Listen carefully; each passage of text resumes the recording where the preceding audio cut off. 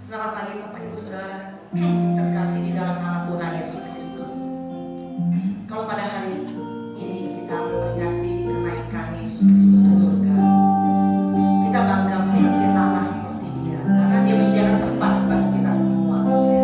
Kita mau memuji Tuhan dengan semangat, dengan sepenuh hati. Saya undang saudara untuk kita bangkit berdiri. Mudahkan Tuhan melalui hati. Haleluya, puji Tuhan. Haleluya.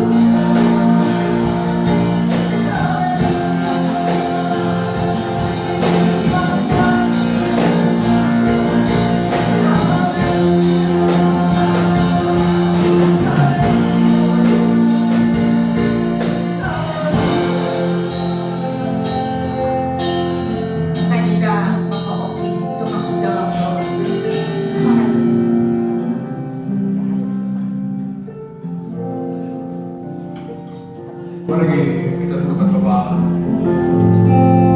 Bapa di surga, dalam nama Tuhan Yesus Kristus, Roh Kudus yang tinggal dalam kami itu berdoa. Di pagi yang indah ini, ya Tuhan Yesus, kami mengucap syukur Tuhan Yesus. Berkat kasih dan anugerah-Mu yang kami ada, ya Tuhan Yesus. Kami datang dengan sukacita, ya Tuhan Yesus. Hari lepas hari bersama Engkau, kami diberkati oleh Engkau, ya Tuhan Yesus. Terima kasih, ya Tuhan Yesus. Tuhan, terima segala puji-pujian penyembahan yang kami naikkan kehadiran-Mu yang sekian kudus, ya Tuhan Yesus. Terima kasih, ya Tuhan Yesus. Tuhan, kami mengucap syukur, terima kasih, ya Tuhan Yesus. Pada hari ini, ya Tuhan Yesus, Engkau mengundang kami, ya Tuhan Yesus. Inilah hari yang tepat, ya Tuhan Yesus. Hari kenaikan Engkau ke surga, ya Tuhan Yesus. Engkau duduk sebelah kanan Allah, tetapi kami tidak ditinggalkan setia-tinggal. Tetapi kami bersama Roh Kudus-Mu yang Kau utus bersama kami, Tuhan. Kami tenang bersama Roh Kudus-Mu yang tinggal dalam kami, ya Tuhan Yesus. Segala apapun, ya Tuhan Yesus, karena Engkau, ya Tuhan, kami ada, ya Tuhan Yesus. Sehingga kami boleh memuji menyembah-Mu, ya Tuhan Yesus. Engkaulah Tuhan semesta, pencipta bumi dan langit, ya Tuhan. Seluruh makhluk di atas bumi ini, ya Tuhan, takut dan gentar mendengar suara Engkau yang membuntur, ya Tuhan Yesus. Terima kasih, ya Tuhan. Bimbinglah kami di pagi hari ini, ya Tuhan. Bersama Engkau kami dapat kemenangan, ya Tuhan Yesus. Terima kasih, ya Tuhan Yesus.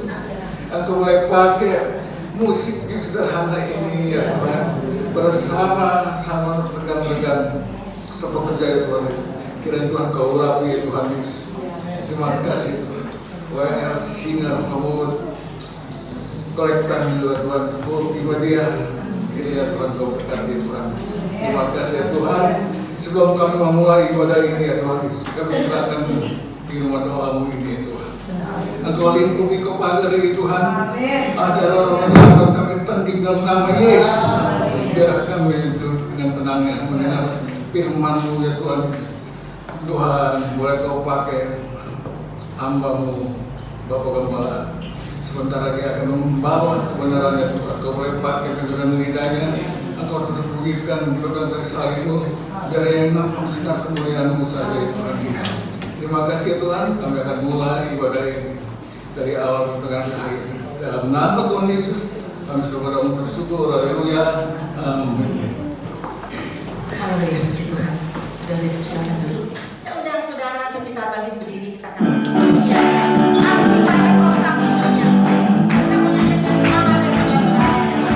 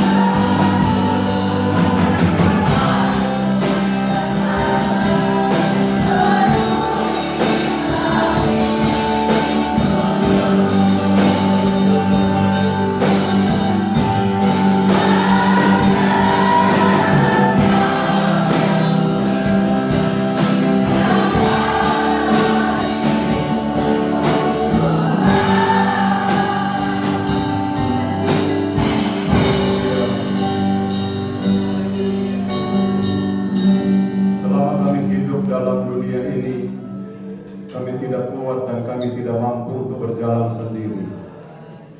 Kami sangat membutuhkan kuasa Roh Kudus untuk memenuhi kami, agar supaya kami boleh dipimpin oleh kuasa Roh Kudus untuk berjalan sesuai dengan kebenaran firman Allah selama kami berada di dalam dunia ini. Bapa, terima kasih karena Engkau sangat baik dalam hidup kami dan Engkau tidak pernah meninggalkan kami. Engkau akan selalu bersama dengan kami dengan kuasa Roh Kudus-Mu yang akan terus memimpin kami, menuntun kami, membimbing kami, sehingga hidup kami kuat menghadapi apapun di dalam dunia ini. Terimalah pujian yang sudah kami naikkan di hadapan hadirat Tuhan. Dan kalau kembali sebentar kami mendengarkan kebenaran firman Allah, biar kiranya Engkau berbicara melalui hamba-Mu dan urapi hamba-Mu, urapi kami semua. Sampaikan isi hati-Mu bagi kami semua melalui hamba-Mu. Jangkau kami dengan kebenaran firman Allah. Dan kami percaya kebenaran firman Allah sanggup memberikan kebaikan, pertolongan, pemulihan, kesembuhan di dalam setiap kehidupan kami. Segala gangguan roh jahat kami tolak dalam nama Tuhan Yesus Kristus, dan Roh Kudus saja yang berkarya di tengah-tengah kami mendengarkan kebenaran firman Tuhan. Dengan pengucapan syukur kami sudah berdoa dan kami sambut kebenaran firman Tuhan. Haleluya. Amin. Puji Tuhan.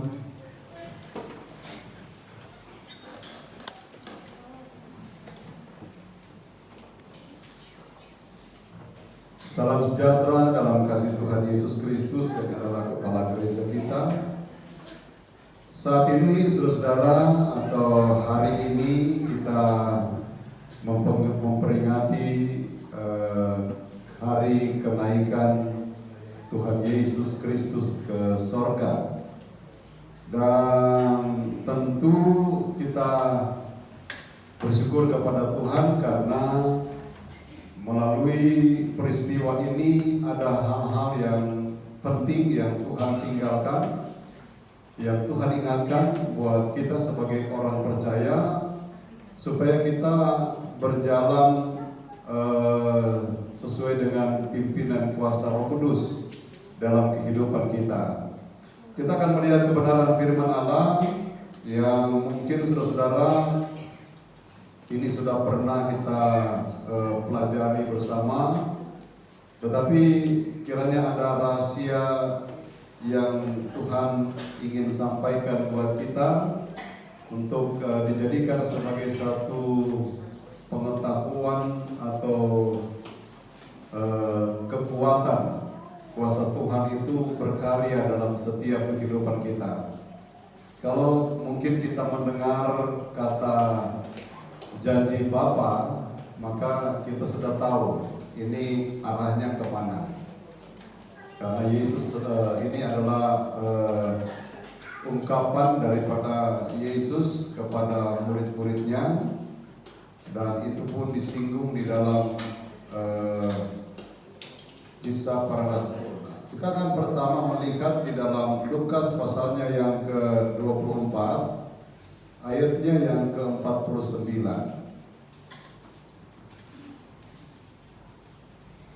Dikatakan demikian, dan aku akan mengirim kepadamu apa yang dijanjikan Bapakku, tetapi kamu harus tinggal di dalam kota ini sampai kamu diperlengkapi dengan kekuasaan dari tempat tinggi.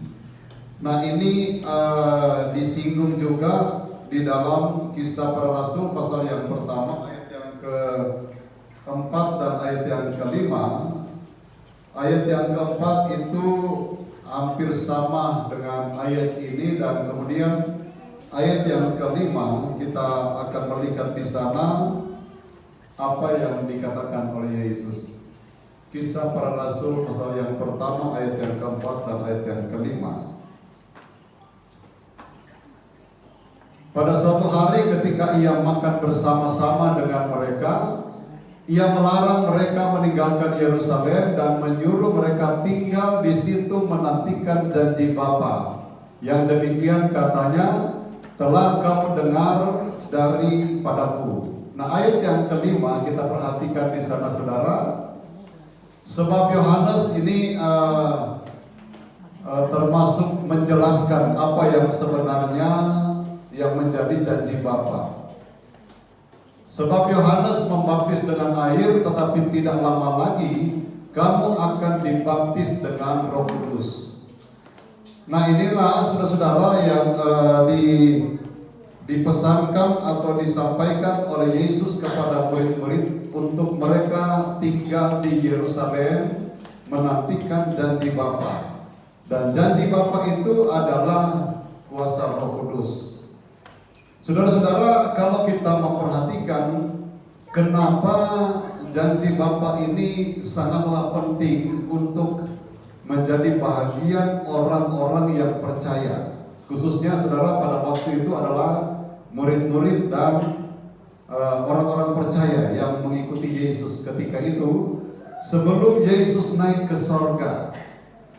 Dan tentu saudara,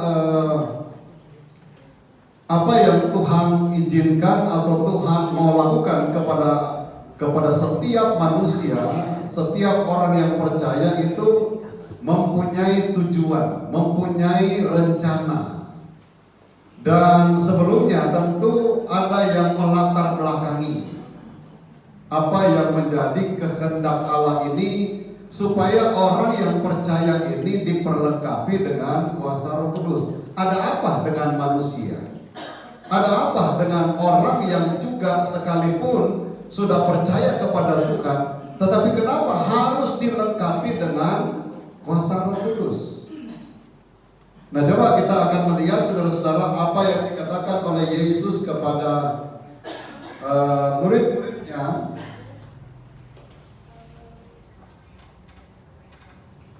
Di dalam Matius pasalnya yang ke-26, ayatnya yang ke-41.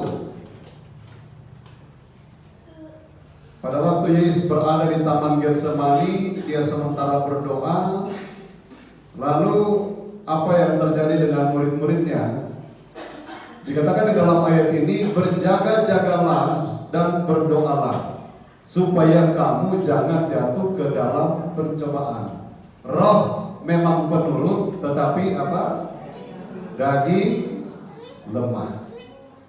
Kalau di sini berbicara tentang roh, roh ini kan huruf kecil, menunjuk kepada roh yang ada kepada manusia itu, yang percaya kepada Tuhan. Dia berbicara kepada murid-muridnya, tentu mereka percaya kepada Yesus. Roh ini.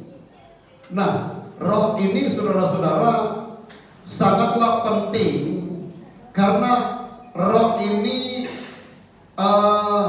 menyangkut hubungan antara atau kecenderungan kalau roh manusia ini dia dikuasai oleh Roh Kudus, maka dia akan diarahkan, rohnya itu akan diarahkan kepada hal-hal yang sesuai dengan kebenaran firman Allah. Tetapi sebaliknya, kalau roh orang itu kecenderungannya kepada hal-hal yang di luar kebenaran firman Allah atau keinginan Tuhan, maka dia akan terpengaruh dengan apa yang sebenarnya bertentangan dengan kebenaran firman Allah. Sebenarnya kan hidup kita ini punya satu roh, tetapi ada banyak yang berantem, ingin merampas roh yang ada dalam hidup kita. Sehingga saudara-saudara, karena Tuhan melihat, Tuhan tahu bahwa kehidupan kita ini, tubuh kita ini lemah, daging kita ini lemah, sehingga Tuhan ingin menguasai roh kita, supaya roh itu yang dikuasai oleh Roh Allah itu akan terarah kepada kebenaran firman Allah. Sebab tidak mungkin Roh Kudus itu memberitahukan hal-hal yang bertentangan dengan kebenaran. Haleluya saudara. Sehingga sangatlah penting arah roh kita itu mau dikemanakan. Sekalipun saudara sudah percaya kepada Tuhan, tetapi bukankah kita seringkali mengikuti apa yang menjadi keinginan daging, akhirnya roh itu juga ngikut. Karena roh yang tadi ini, saudara, kemungkinan saja masih dikuasai oleh roh dunia, roh daging. Kalau berbicara roh daging kan berarti keinginan daging, keinginan dunia yang dipromotori oleh kuasa kegelapan. Nah, ini kita tinggal bagaimana bisa memilah-milah apakah ini adalah pekerjaan Tuhan, pekerjaan Roh Allah, adalah arahan kebenaran atau tidak, kan kita sudah tahu. Dan haleluya saudara. Tindakan-tindakan yang kita lakukan itu merupakan sesuatu yang oleh karena didorong, yang melatar belakangi, yang menguasai roh kita itu apa? Makanya saudara, karena Yesus tahu bahwa walaupun orang itu sudah percaya kepada Tuhan, dia atau tubuhnya atau dagingnya itu masih dalam keadaan yang sangat-sangat lemah. Sehingga ada satu kekuatan yang perlu diberikan kepada orang ini, kepada orang yang walaupun sudah percaya kepada Tuhan. Memang saudara-saudara, roh Allah itu sudah ada kepada semua orang yang percaya kepada Tuhan. Tetapi berbicara tentang dikuasai dan dipenuhkan, itu harus melalui satu pengalaman pribadi. Dan itu kita perlu alami secara pribadi dengan Tuhan. Tinggal bagaimana, apakah kita sebentar nanti kita akan melihat contoh saudara, orang yang dikuasai oleh roh Allah dan orang yang tidak dikuasai oleh roh Allah itu berbeda ternyata. Dan nanti sebentar kan kita akan melihat. Dan perbedaan-perbedaan itu nanti kita akan sesuaikan, apakah saya masuk di dalamnya atau enggak gitu. Kiranya Tuhan tolong kita semua ya.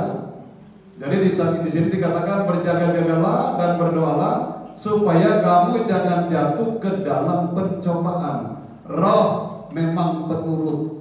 Pada waktu itu kan Yesus suruh mereka berdoa supaya kamu jangan jatuh ke dalam pencobaan.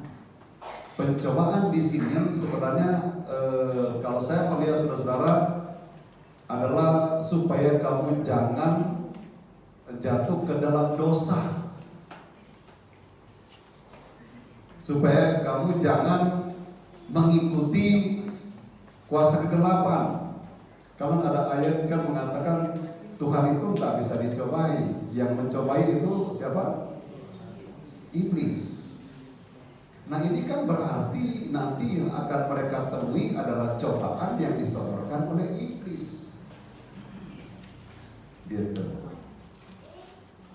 Dan mereka ternyata tidak bisa, karena dikatakan bahwa Yesus sendiri mengetahui, dan Yesus itu kan Allah, jadi dia tahu. Makanya pada waktu Petrus kemudian dia tampil, dia katakan bahwa sekalipun mereka, teman-teman, murid-murid yang lain akan meninggalkan engkau, aku sekali-kali tidak akan meninggalkan engkau. Waduh, saudara-saudara, dia nggak tahu bahwa dia hidup dalam kelemahan juga. Yesus bilang apa? Sebelum ayam berkokok, engkau sudah menyangkal aku 3 kali. Gitu. Nah, saudara-saudara, kita memperhatikan bahwa ternyata tubuh kita ini daging, dikatakan roh penurut tetapi daging lemah. Sehingga daging yang lemah ini saudara sangat membutuhkan satu kekuatan yang bukan berasal dari dunia ini, bukan berasal dari pengetahuan sehingga kita mungkin menjadi sangat pintar. Tidak, tetapi berasal dari atas, yaitu berasal dari Tuhan, berasal dari Allah, yaitu Roh Kudus itu sendiri, saudara. Dan kita akan melihat, saudara,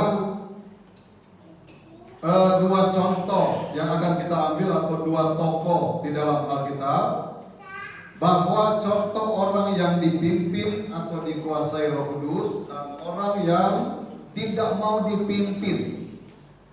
Saya kasih di sini tidak mau karena dia juga pernah dikuasai oleh Roh Kudus, dia pernah percaya kepada Allah, tetapi tidak mau mengikuti akan pimpinan Roh itu. Sehingga kita melihat dua contoh ini, saudara. Sekali lagi saya bacakan contoh orang yang dipimpin atau dikuasai Roh Kudus dan orang yang tidak mau dipimpin atau dikuasai Roh Kudus. Nah, kita melihat, saudara-saudara, pertama adalah orang yang tidak mau dipimpin oleh Roh Kudus adalah Raja Saul. Sebenarnya kalau kita melihat, saudara, di dalam Alkitab itu banyak contoh-contoh. Misalnya juga seperti saya sampaikan pada minggu yang lalu, adalah 12 pengintai. Mereka juga bisa dijadikan sebagai contoh. Mereka mau 10 orang tidak mau dipimpin oleh roh Tuhan atau Allah, dan 2 orang ini mau dipimpin, dan mereka kan kelihatan sekali mana yang sukses, mana yang kemudian binasa di tengah jalan. Nah, kita melihat di sini, saudara, tentang Raja Saul dan sebentar Raja Daud. Tapi kita lihat dulu tentang Raja Saul, saudara. Apa yang terjadi dengan kehidupan daripada Raja Saul? Di dalam 1 Samuel pasal yang ke-15 ayat yang ke-27 sampai ayat yang ke-30. Dikatakan demikian, ketika Samuel berpaling hendak pergi, maka Saul memegang puncak jubah Samuel tetapi terkoyak. Nah, ini, saudara, Samuel sudah menegur Saul karena melangkahi atau tidak mau dengar kepada firman Tuhan. Jadi di dalam kisah ini Tuhan sudah berfirman melalui Samuel bahwa perang habisin orang Amalek, mulai dari raja sampai kepada hewan-hewan. Tetapi kemudian Raja Saul dia menangkap Agag dan membiarkan tentara atau rakyat mengambil hewan-hewan yang katanya untuk dipersembahkan. Tujuannya untuk dipersembahkan kepada Allah. Tetapi itu kan bukan perintah Tuhan. Jadi sesuatu yang kalau itu bukan perintah Tuhan, mau kelihatan sebaik apapun, tidak akan berkenan di hadapan Tuhan. Tetapi kalau itu perintah Tuhan, kelihatan orang mungkin hina, tetapi kalau itu perintah Tuhan, kita jalankan, itu lebih baik daripada melanggar seperti Saul. Ya, jadi kita perhatikan di sini bahwa pada waktu, karena Samuel sudah berkata dia tidak akan ikut bersama dengan Saul. Itu ayat yang ke-20 tadi, 27 tadi katakan bahwa, coba kembali lagi. Ketika Samuel berpaling hendak pergi, maka Saul memegang puncak jubah Samuel tetapi terkoyak. Saudara-saudara, ini kan kita sharing di sini, saudara, ya, menjadi mengingatkan kepada kita, bukan mau bela diri sebagai hamba Tuhan, tidak, sama sekali tidak. Kami hamba Tuhan banyak kekurangan. Ini juga buat kita semua. Siapapun kita, jangan menganggap remeh orang lain, orang yang diurapi oleh Tuhan. Nah, ini kan dia anggap remeh, mentang-mentang dia raja, sudah melanggar firman, ditegur oleh Samuel, oleh Tuhan melalui Samuel, gak mau dengar. Mana dia, Samuel berbalik untuk pergi, dia tarik bajunya Samuel sampai robek.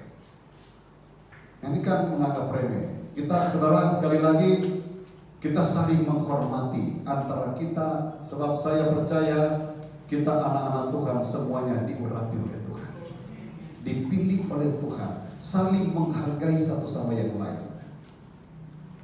Ada haleluya saudara. Sebab ini akibatnya sangat fatal buat kehidupan daripada seorang raja yang namanya Saul. Ayat yang ke-28. Apa yang terjadi dengan Saul? Kemudian berkatalah Samuel kepadanya, Tuhan telah mengoyakkan daripadamu jabatan raja atas Israel pada hari ini, dan telah memberikannya kepada orang lain yang lebih baik daripadamu. Kita sudah pernah belajar kan, bukannya Saul itu tidak baik, dia baik.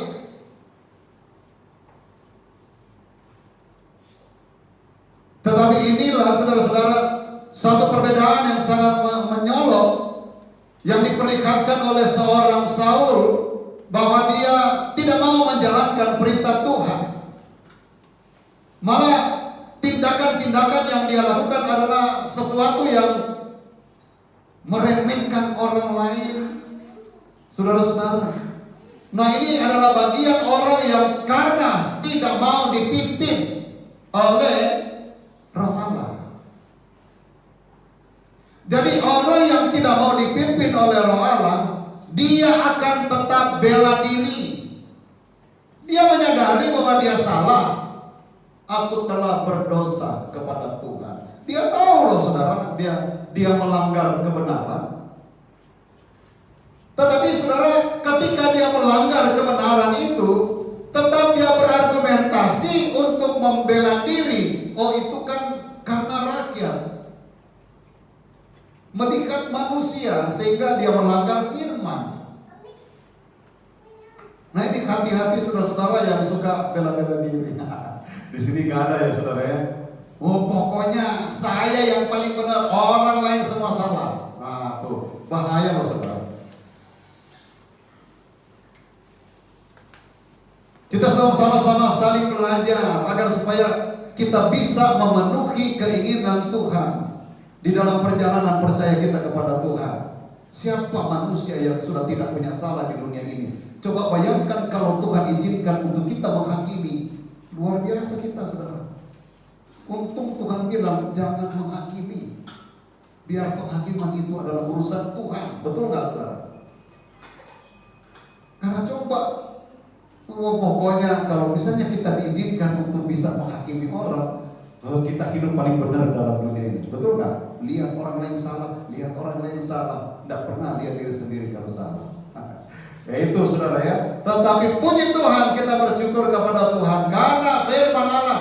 Tuhan tahu saudara-saudara kelemahan kita ini, daging kita ini, kecenderungan kita ini bagaimana, itu Tuhan tahu. Sehingga Tuhan mau kasih kayak rem kepada kita. Kalau mobil lagi kenceng, coba nggak direm, tambah kenceng dia. Tetapi kalau diremkan itu berarti awas, karena mungkin di depan ada bahaya. Nah, Roh Kudus ini diberikan untuk menjadi rem kita, supaya kita bisa diarahkan kepada sesuatu yang lebih baik, yang terbaik, dan yang paling baik, saudara-saudara. Dan memang ini tidak gampang, tidak mudah.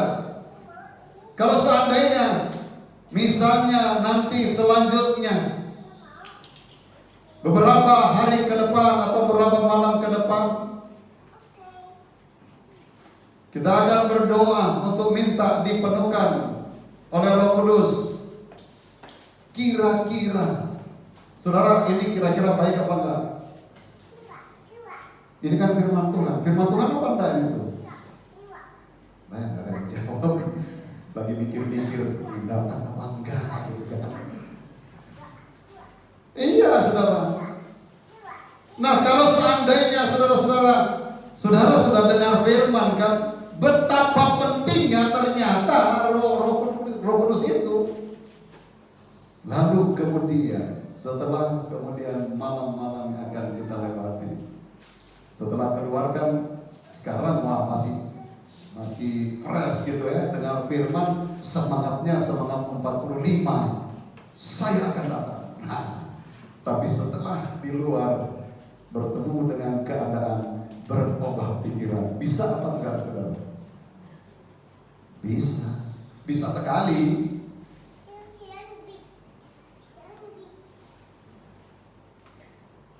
Puji Tuhan. Jadi kita melihat saudara-saudara bahwa itu karena sesuatu yang sudah melanggar. Makanya saudara, kita sangat memerlukan Roh Kudus ya. Ayat yang ke-29.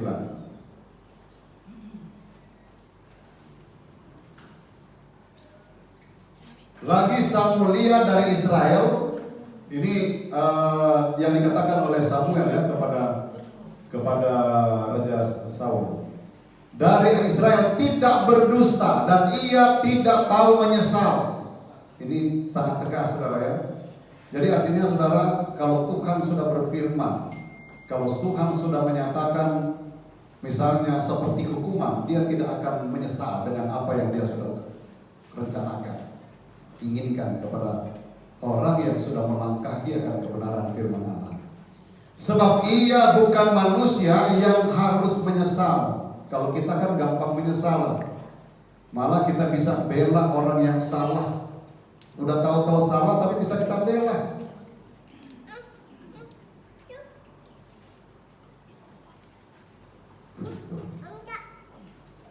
Kita berpindah kepada Raja Daud. Nanti saudara terjemahkan selanjutnya, saudara, ada banyak sebenarnya yang ayat-ayat yang memperlihatkan tentang Raja Saul. Oleh karena dia tidak mau dengar dan melakukan firman Tuhan, tindakan-tindakannya itu sudah sangat jauh, sampai dia minta pertolongan kepada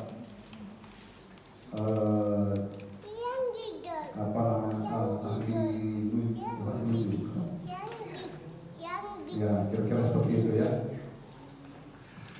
Puji Tuhan. Nah, kita melihat tentang Raja Daud.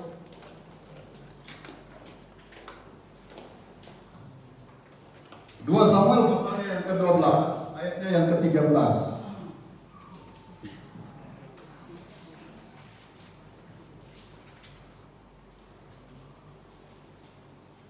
Dikatakan demikian, lalu berkatalah Daud kepada Natan, aku sudah berdosa kepada Tuhan. Dan Natan berkata kepada Daud, Tuhan telah menjauhkan dosamu itu, engkau tidak akan mati. Nah saudara-saudara, kalau kita melihat mulai dari Kejadian sampai di Wahyu, yang upah dosa adalah maut, itu tetap berlaku loh saudara. Kalau berdosa, ganjarannya adalah mati, maut. Itu kan mulai dari Adam dan Hawa. Pada waktu engkau makan buah itu, engkau akan mati. Rohani mati, dan itu sampai kepada tubuh orang itu bisa mati. Tetapi dikatakan di dalam ayat ini, karena saudara Raja Daud dia mengakui, menyadari akan perbuatannya yang salah. Pada waktu dia didatangi oleh Nabi Natan, ditegur bahwa engkau telah melakukan kesalahan, dia menyadari diri. Dan ayat ini dan selanjutnya memang di dalam 2 Samuel ini tidak banyak menjelaskan tentang penyesalan daripada Raja Daud. Pengakuan daripada Raja Daud pada waktu dia menerima teguran daripada seorang hamba Tuhan. Dan kalau kita perhatikan di sini bahwa lalu berkatalah Daud kepada Natan, aku sudah berdosa kepada Tuhan. Dan Natan berkata kepada Daud, Tuhan telah menjauhkan dosamu itu, engkau tidak akan mati. Tetapi apakah ganjaran dari dosa itu hilang? Tidak. Raja Daud mengalami kesulitan yang begitu besar. Anak yang dilahirkan itu harus sakit, lalu kemudian meninggal.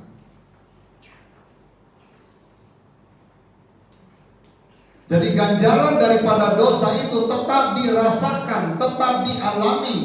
Sehingga sampai-sampai Raja Daud pernah berkata, berbahagialah orang yang dosanya diampuni.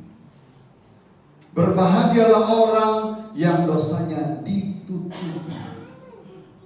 Luar biasa nggak saudara? Dan kita sudah pernah mendengarkan firman ini. Kenapa dia ditutupi dosanya? Karena dia menyadari, karena ada pertobatan, ada yang memang Tuhan ungkapkan, singkapkan. Tetapi ada yang memang ditutupi karena melihat orang itu. Dan itu adalah kepentingan rohani daripada orang itu. Sehingga tidak sedikit dosa mungkin yang ditutupi karena dia bertobat, dia menyadari akan perbuatannya yang salah. Tetapi orang yang terus melakukan sesuatu yang bertentangan dengan firman, satu saat juga akan disingkapkan. Dan itu terjadi juga kepada Daud.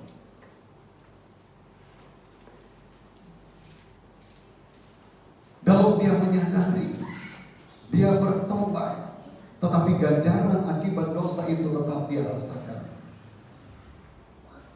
Karena akibat dari dosa itu penderitaan yang begitu hebat, batinnya sangat tertekan. Dia tahu bahwa ini salah. Wah, berbahaya saudara, kalau sama dengan Saul. Sudah nggak berasa salah, udah salah tapi nggak berasa salah. Ini bahaya saudara. Yang itu terjadi dalam hidup kita ya saudara ya. Karena itu akan membuat hati kita menjadi batu, jadi keras. Kan itu yang terjadi kepada bangsa Israel.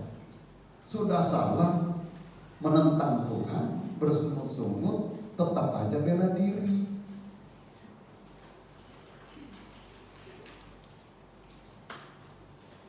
Nah ini saudara-saudara yang perlu kita perhatikan.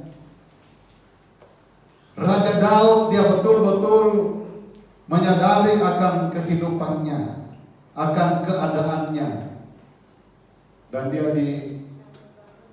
dibebaskan dari kematian, ya, kematian rohani teristimewa saudara ya. Nah itulah sebabnya saudara, apa yang dikatakan oleh Raja Daud, kita lihat saja karena ini berhubungan tentang Roh Kudus di dalam Mazmur pasal yang ke-51 ayat yang ke-13. Apa yang dikatakan? Disimpulkan bahwa daging ini sangat membutuhkan kuasa Tuhan. Janganlah membuang aku dari hadapanmu, dan janganlah mengambil rohmu yang kudus daripadaku. Nah kita kan sudah mengetahui tentang apa yang dikatakan di sini. Kalau di sini kan berbicara roh di sini huruf kecil. Tetapi di dalam terjemahan yang lama itu roh besar, R-nya huruf besar. Jadi menunjuk kepada roh Tuhan. Jadi dikatakan oleh Raja Daud karena dia sudah bersalah. Pasal yang ke-51 ini mengungkapkan tentang pada waktu Nabi Nathan datang mengingatkan atau menegur Raja Daud. Dan ayat-ayat sebelumnya dia sudah mengungkapkan tentang penyesalannya. Jadi orang yang menyadari akan perbuatannya, dia pasti menyesal dan meninggalkan perbuatannya yang salah. Jangan sampai seperti Raja Saul tadi ya. Jadi kita janganlah membuang aku dari hadapanmu, dan janganlah mengambil rohmu yang kudus daripadaku. Saya ingin membacakan terjemahan yang lama, saudara.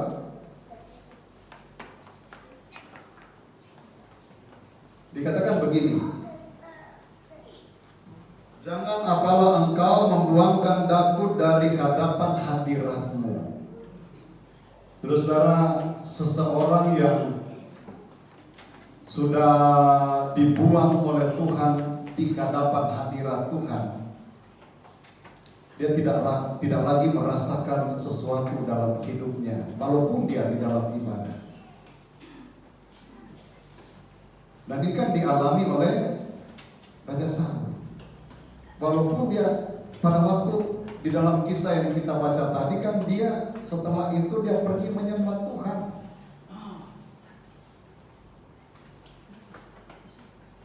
Tetapi dalam penyembahan seseorang yang tidak mau melakukan kehendak Tuhan itu sudah sia-sia. Karena apa? Tindakannya akan terus dia lakukan, tindakan yang salah. Dia akan terus lakukan loh saudara. Sulit untuk dia keluar. Karena apa? Roh Allah sebenarnya kan sudah tinggalkan dia. Jadi jangan sampai saudara itu terjadi dalam kehidupan kita, ya. Karena kita ingin supaya betul-betul kekuatan Tuhan itu kita alami dan kita nikmati. Makanya kan Raja Daud dia berkata di dalam terjemahan lama ini, jangan apalah engkau membuangkan daku dari hadapan hadiratmu, dan jangan engkau mengambil roh sucimu daripadaku. Nah ini roh ini sudah besar. Roh sucimu daripadaku berarti berbicara atau menunjuk kepada Roh Kudus.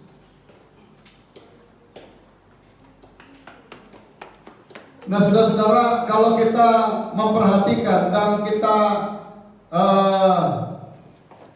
mengambil contoh atau dua contoh di dalam dua orang ini, tokoh ini sudah dalam Alkitab.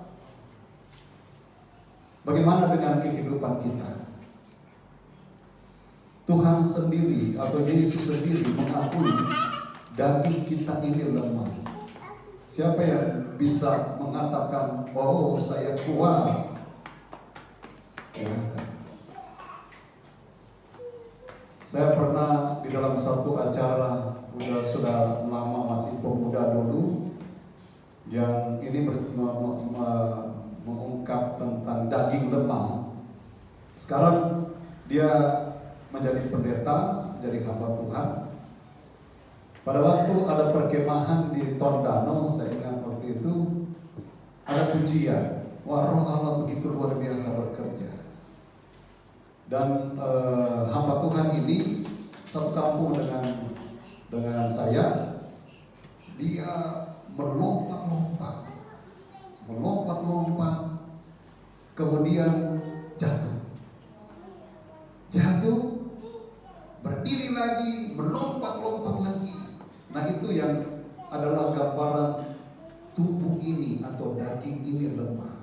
Rohnya begitu luar biasa berapi-api.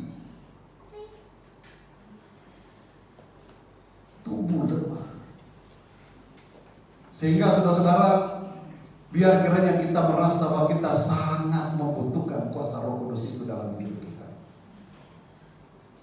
supaya dia betul-betul memimpin. Saya ingin membacakan ayat yang mungkin cukup panjang, tapi kita akan melihat saja satu perbandingan yang Rasul Paulus perbandingkan mana itu keinginan daging, mana itu keinginan roh, ya, sehingga kita bisa berkaca di sana. Oh, mungkin daging ini yang saya masih ikutin, yang sebenarnya itu bukan keinginan Tuhan.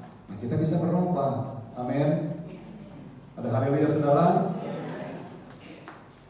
Di dalam Galatia 5 mulai ayat yang ke-16.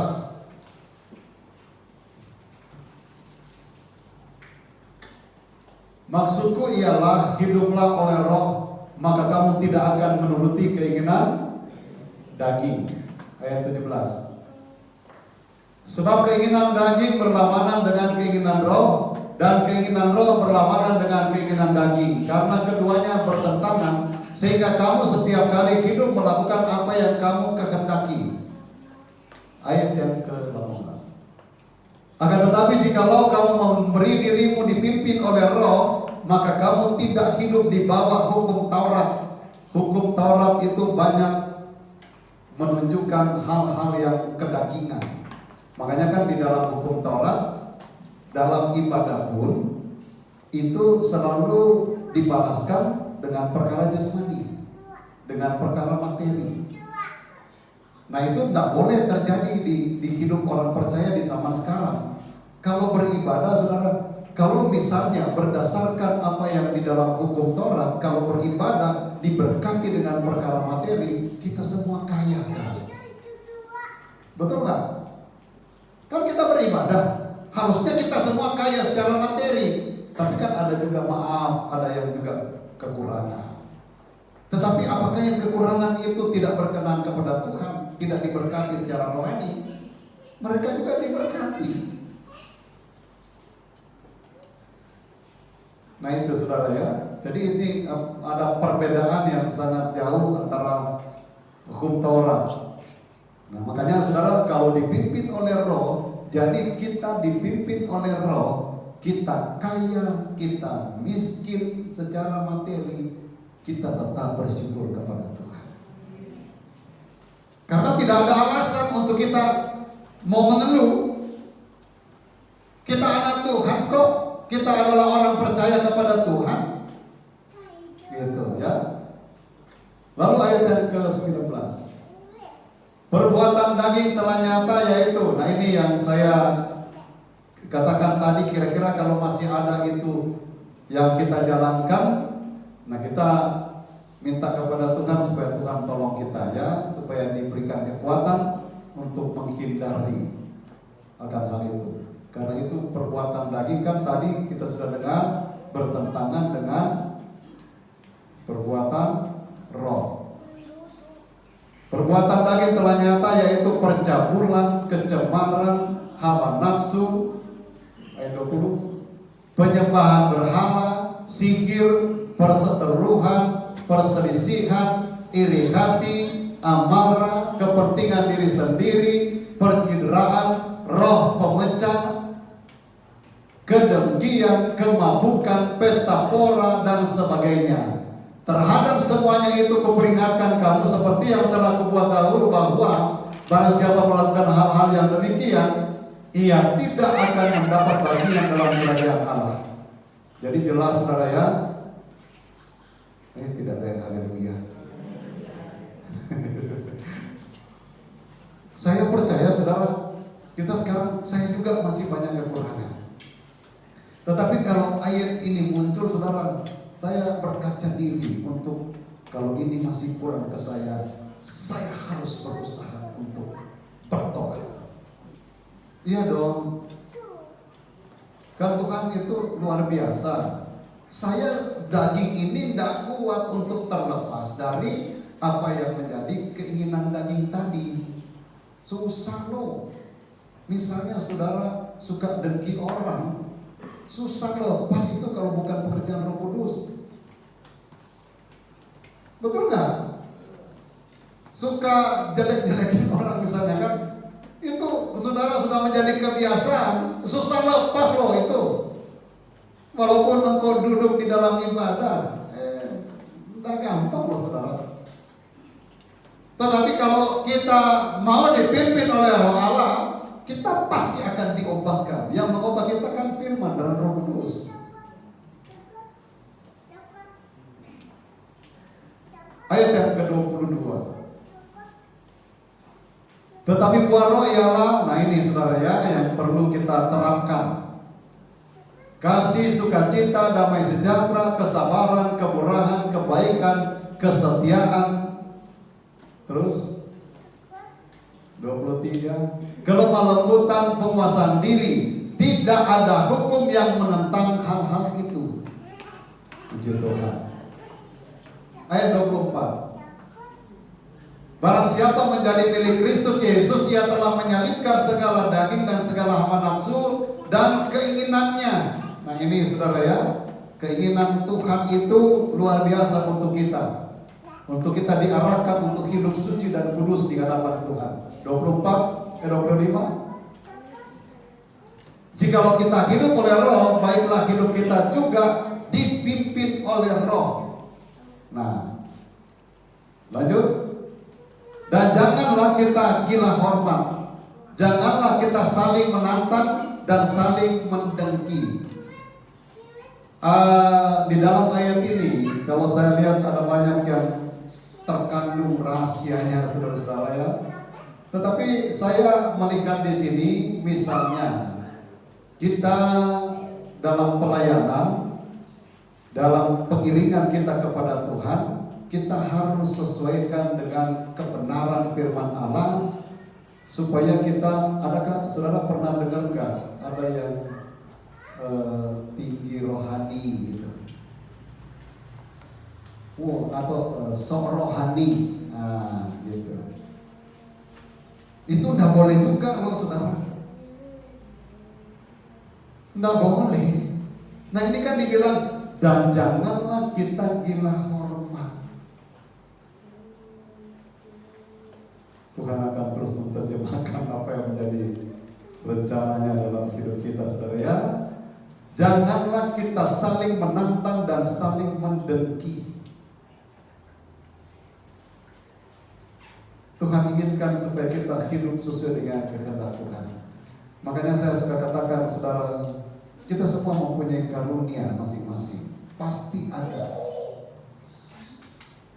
Hormati karunia yang Tuhan berikan itu, dan lakukan karunia itu sesuai dengan kehendak Tuhan. Makanya saya seringkali berpikir begini, saudara, kenapa di dalam satu ibadah harus ada rasa hormat dalam ibadah. Saya buat kita jemaat yang ada di GPDI pada mulia, apa yang menjadi tugas kita, jalankan sesuai dengan tugas itu. Doa pembukaan, doa firman, mengungkit yang lain itu, tetapi ada sangkut pautnya yang betul-betul spesifik untuk itu. Saya terus terang saja, saudara, misalnya contoh di dalam ibadah, walaupun misalnya ibadah hamba Tuhan, misalnya seperti ini, nanti doa firman Tuhan akan dibawakan oleh pendeta ini. Sudah dong, pendeta itu berdiri. Ingat saudara, doa firman Tuhan. Berdirilah pendeta itu. Setelah dia berdiri, lalu kemudian pujian kan masih berlangsung. Dia angkat lagi pujian. Nah itu saya kalau udah begitu, udah gak mau ikutin. Karena apa? Karena tidak sesuai dengan aturan, perintah. Yang berdiri di depan itu kan nabi. Dan ada ayat yang mengatakan roh nabi tunduk kepada nabi. Sehingga itu harus perlu, memang mungkin harus ada pembelajaran di situ, saudara. Harus ada pelajaran. Supaya kan semuanya berjalan dengan tertib. Coba bayangkan saudara, yang pimpin pujian, lalu kemudian semuanya dia sudah ambil, sudah beritakan firman di situ, sudah bersaksi di situ. Nah kan sudah tertib. Tapi puji Tuhan, semua pimpin pujian di sini sesuai dengan aturan yang ada. Ada haleluya saudara. Dan kita ini akan dibuat sedemikian rupa karena semuanya kan akan dipulihkan, disempurnakan. Yang saya katakan sampai kepada kostum kita pun, saudara-saudara, itu akan dipulihkan. Karena kan kita menghadap Allah, kita menghadap di pejabat saja atau dalam acara-acara di dalam dunia ini saja, saudara, kita kan harus memperlihatkan penyesuaian kita dengan kostum kita. Betul apa betul, saudara? Bagaimana kita di hadapan Tuhan? Dan itu semua akan terus diingatkan oleh Tuhan. Dan biar kita akan menyatakan hidup kita ini mau menjalankan kebenaran firman Allah. Dan yang sanggup memberikan semuanya itu bukan kita. Daging kita ini tidak bisa. Tetapi kalau roh Allah yang berkarya di situ, kita akan mampu untuk menjalankan itu. Daging kita ini kan lemah. Daging kita ini banyak sukanya, yang seringkali bertentangan dengan firman, tetapi itu suka kita mudah jalanin. Nah itu semua kan diproses dan dikikis semua sampai menjadi sama seperti Yesus. Ada haleluya saudara. Dan kita sementara belajar untuk diarahkan ke sana. Pasti terjadi. Kalau itu adalah kebenaran, pasti Tuhan akan berikan kekuatan dan kemampuan kepada kita untuk menjalani apa yang menjadi keinginan Tuhan. Amin. Ada haleluya. Perlukah Roh Kudus itu? Roh Kudus itu kalau kita mau dipimpin oleh Roh Kudus, itu kelihatan dari orang yang dipimpin oleh Roh Kudus. Dan kalaupun tidak, itu juga bisa kelihatan. Contoh yang kita lihat, Daud bagaimana karena dia dipimpin oleh Roh Kudus, dia salah, dia bertobat, tetapi jalan yang dia ambil adalah jalan yang mengakui akan kekurangannya dan meninggalkan kekurangannya. Dan bahkan dia berkata, supaya jangan sampai roh itu diambil oleh Tuhan. Berbeda dengan Saul, sudah ditegur, dia marah sama Samuel, dia bahkan melakukan tindakan-tindakan yang dilakukan oleh Saul, tindakan-tindakan yang jauh dari keinginan roh Allah. Tuhan kiranya menolong kita dan berikan kekuatan kepada kita untuk kita mampu menjalani hidup sesuai dengan kehendak Tuhan. Mari kita bangkit berdiri dan kita naikkan pujian Roh Kudus yang manis datang ke atas. Nanti saya serahkan kepada Ibu Gembala. Kudus yang manis.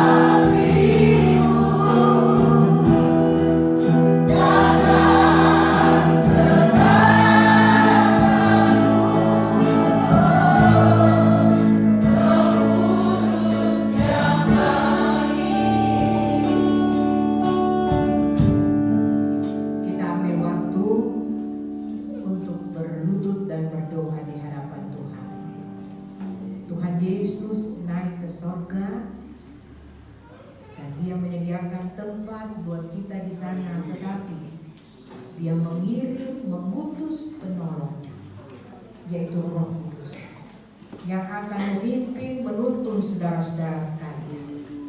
Olehnya ambil kesempatan yang singkat pada siang hari ini, berdoa, biar hati kita rindu di hadapan Tuhan, memohon dipenuhkan dengan kuasa Roh Kudus. Saya minta hanya keyboard yang bermain, sehingga kita benar-benar dapat menikmati apa yang kita nyanyikan. Itu merupakan doa kita di hadapan Tuhan. Haleluya, haleluya, haleluya, haleluya, haleluya, haleluya, haleluya.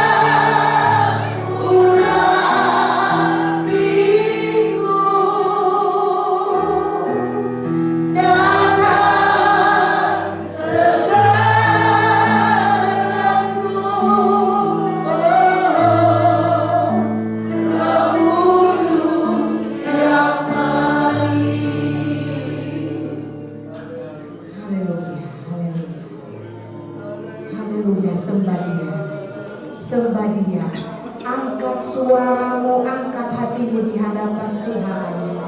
Minta supaya Roh Kudus Tuhan berikan kepada saudara. Haleluya, haleluya. Buka mulut saudara.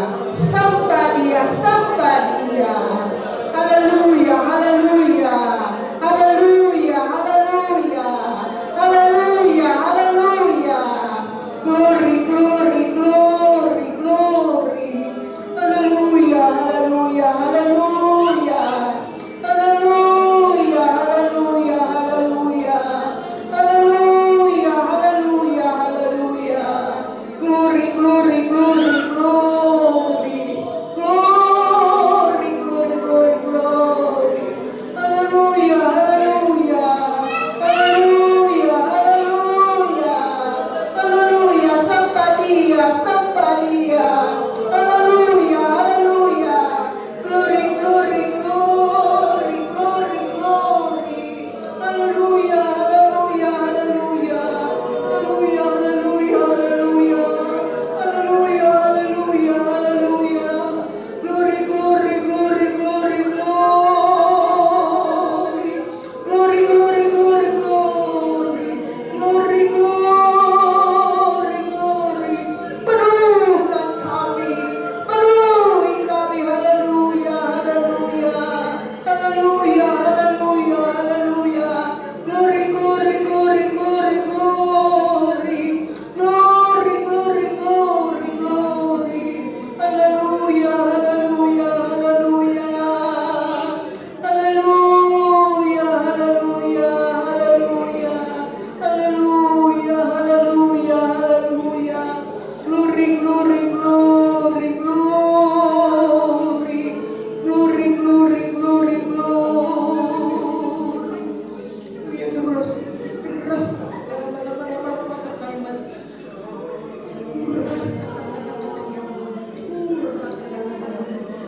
Haleluya, haleluya, haleluya, haleluya, haleluya. Glory, glory, glory, glory, glory, glory. Haleluya, haleluya, haleluya, haleluya, haleluya. Haleluya, haleluya. Ya mana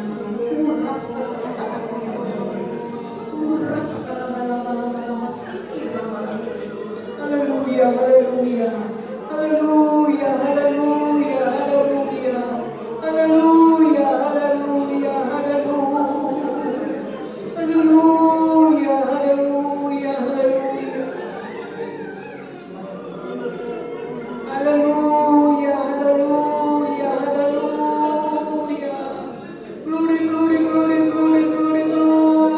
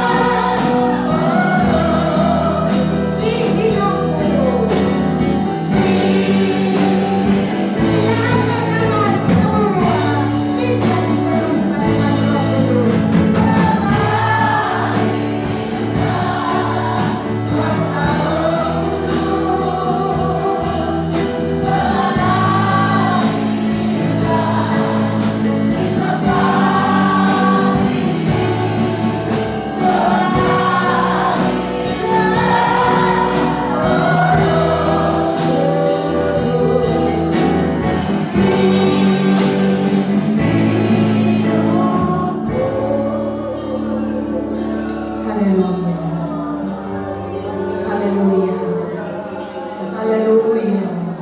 Haleluya. Haleluya. Haleluya. Haleluya. Kami rindu dipenuhkan dengan Roh-Mu ya Tuhan. Terlalu banyak kekurangan kami di hadapan Tuhan. Terlalu banyak kelemahan kami di hadapan Tuhan.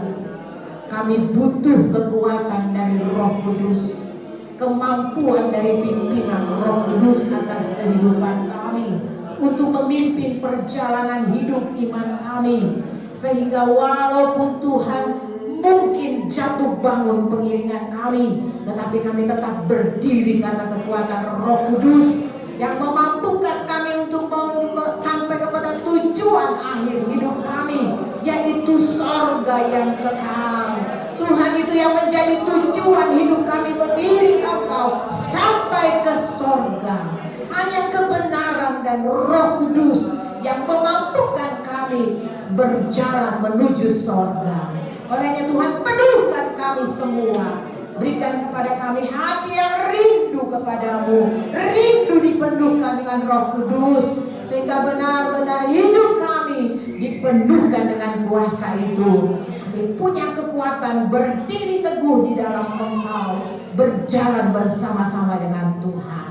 Terima kasih Tuhan Yesus, Engkau terus bekerja dalam hidup kami. Berkati hamba-Mu yang sudah melayani kami dengan firman-Mu. Kiranya Tuhan terus pakai dia dengan heran. Malam-malam yang akan kami lalui dalam doa pencurahan kuasa Roh Kudus, kiranya Engkau hadir, Engkau berkarya, Engkau bekerja. Ada kegerakan rohani yang besar melalui pekerjaan Roh Kudus. Kami yakin dan percaya seluruh jemaat Tuhan dipenuhkan dengan kuasa Roh Kudus. Berikan kami semua kesehatan, kekuatan. Berikan kami semua sukacita. Beri cuaca yang baik Tuhan, sehingga malam-malam yang kami akan lalui menjadi malam-malam yang diberkati oleh Tuhan. Hal-hal rohani Tuhan curahkan untuk melengkapi kami, jemaat Tuhan yang ada di Padang Mulia, dan di dalamnya nama Tuhan dipuji-puji dan dipermuliakan. Dalam nama Yesus kami sudah berdoa dan mengucap syukur. Haleluya. Amin. Silakan duduk. Tuhan memberkati saudara-saudaraku. Mari kita bangkit berdiri. Hari Minggu seperti biasa ibadah ya. Pagi jam 10 dan sore jam 4. Itu adalah jadwal ibadah kita nanti Minggu. Kita nyanyikan doa yang saya kembalikan kepada Bapak.